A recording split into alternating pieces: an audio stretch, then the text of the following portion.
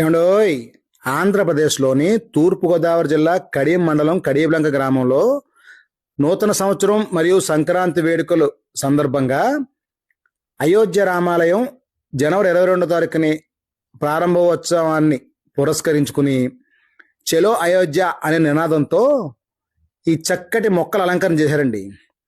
ఈ అలంకరణ చేసిన వ్యక్తి శ్రీ సత్యదేవ నర్సరీ ప్రొపరేటర్ ఈయనేనండి, పుల్లా ఆంజనేయులు గారు. ఈ అలంకరణలో ఉన్న విశేషాలు ఏంటో నేను మీకు ఈ వీడియో చెప్తాను. కామన్గా చిన్న పెయింట్ వేయాలంటేనే చిన్న చిన్న కరెక్షన్లు వస్తాయి.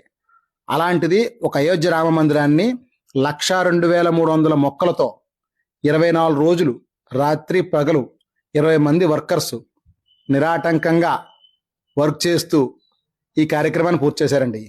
అంటే రామ మందిరం ఒకటే కాకుండా వెల్కమ్ టు 2024 అనే ఎంబ్లం, ఈ మొక్కల పిరమిడ్, ఇదే కాకుండా చంద్రయాన్ 3 సక్సెస్ అయింది కదండి 2023 సంవత్సరంలో. ఆ విజయాన్ని కూడా వేడుక చేసుకున్నట్టుగా ఆ విజయానికి గుర్తుగా చంద్రయాన్ 3ని కూడా చక్కగా అలంకరించారు.